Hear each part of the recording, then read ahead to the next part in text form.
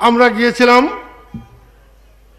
নেত্রী হাসিনা, প্রধানমন্ত্রী হাসিনা ছিলেন 5 দিন, আমি ছিলাম 16 দিন, ইলেকশন করেছিলাম।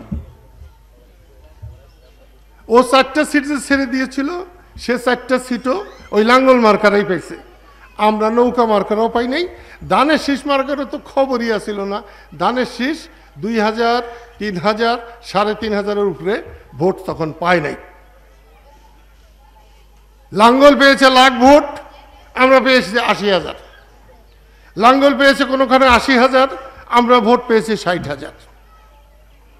এরকম এখন পর্যন্ত। আরেকটা সিট, তার নাম হচ্ছে বিএনপি পার্টি, ধানের শীষ। এই ধানের শীষও কিন্তু হুজুর মৌলানা আব্দুল হামিদ খান ভাসানী, তার ন্যাশনাল পার্টি, তার মার্কা ছিল ধানের শীষ। এটাও আমাকে টাঙ্গাইলের মার্কা নিয়ে গেছে গা। বগুড়াতে এত কিছু, বগুড়াতে এখনো কিন্তু বিএনপি সিট পায়, বিএনপি সিট পায়।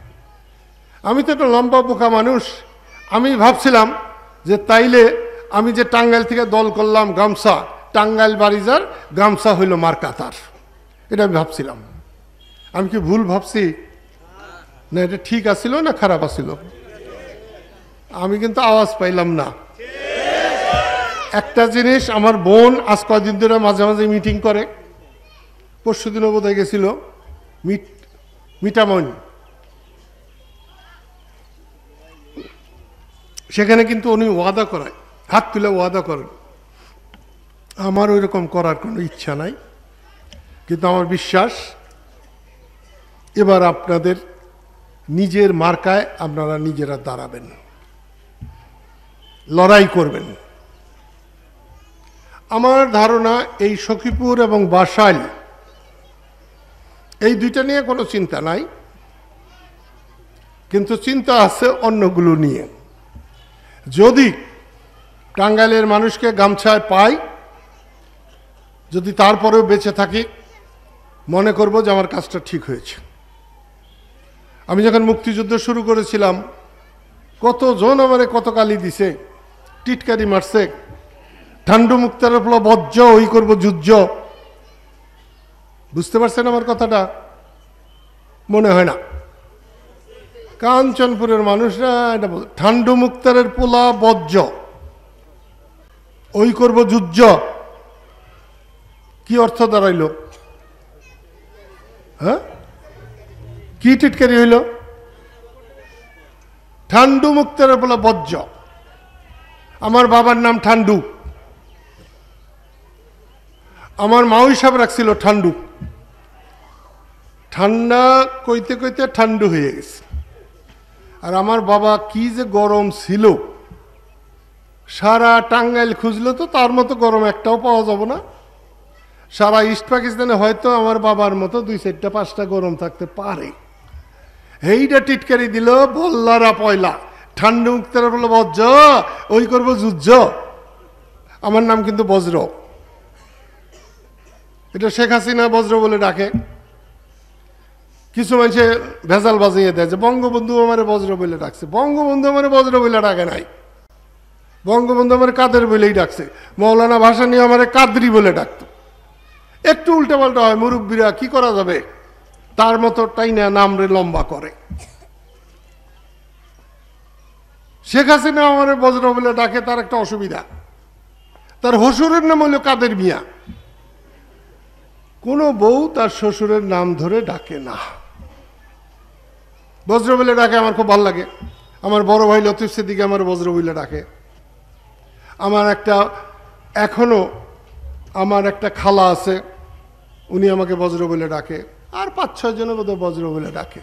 বজ্র নামে ডাকার লোক চলে গেছে। সেজন্য আবার আপনাদের বলছি, বাসালের মানুষদের বলছি, আপনারা দয়া করে আমার গামছাকে ধরেন, আপনাদের সম্মান হবে, মর্যাদা হবে, নিরাপত্তা হবে।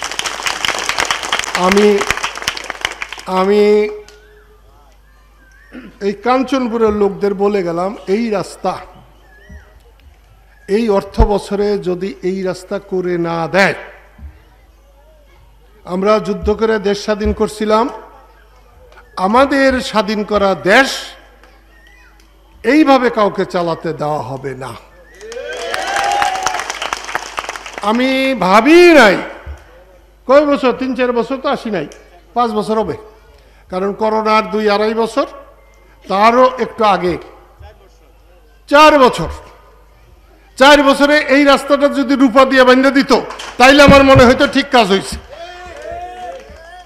মাটি দিয়েই বাঁধে নাই, বিশেষ করে কয়েক জায়গায় ভাঙা দেখলাম। আমি ড্রাইভারে জিজ্ঞাসা করছি, ওই এখান দিয়ে ওরকম গাড়া হইল কেমনে? কারণ আগে তো নিচে ছিল না, সমান ছিল। এখন সেই সমান রাস্তাও নিচে হয়ে গেছে। সেই জন্যে বলছি, আমি আজকেই একটু পরেই আপনাদের এমপি যেটা জহের, ওকে আমি জিজ্ঞাসা করবো ঘটনাটা কি। তারপরে টাঙ্গাইলের নেতা যে, তারও আমি জিজ্ঞাসা করবো, কি গো আপনারা এত বড় নেতা, এই কাঞ্চনপুরের রাস্তাটা ঠিক করবার পারুন না, দেখি কি বলে। তারপরে আজকে রাত্রের মধ্যেই এখানকার যে এক্সিকিউটিভ ইঞ্জিনিয়ার, এলজিডির রাস্তা তো এটা, তো ওরা জিজ্ঞাসা করবো। দেখা যাক। এটা কোনো ওয়াদা না। ইলেকশনের আগে আমার বুইনে খালি ওয়াদা দেয়, এটা করে দেবো ওটা করে দেবো, আমি কিন্তু ওটা বলতে পারবো না, কিন্তু আমি এটার জন্য চেষ্টা করব। এবং যদি এই বছরের মধ্যে এইটা না হয়, তাইলে আমার বুইনের হাতের থেকে চুরি নিয়ে আমি পড়ব। এ চুরির জন্য কোথাও যাইতে হবে না। আমার বুইনের মায়ের 2টা বালা আমার বউয়ের হাতে আছে। ওই 2টা বালা তোমার বাড়িতে আমার নিজের দখলেই আছে। ও 2টা তো আমি পড়তে পারবোই, কিন্তু হাতে ঢুকবো না।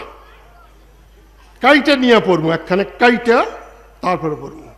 ওই বালা হাতে নিয়েই যাবো শেখ হাসিনার কাছে, যে বালা পরে আইছি 2টা আমার এখন দেন, কাঞ্চনপুরের রাস্তা হয় না কেন, জবাব চাই।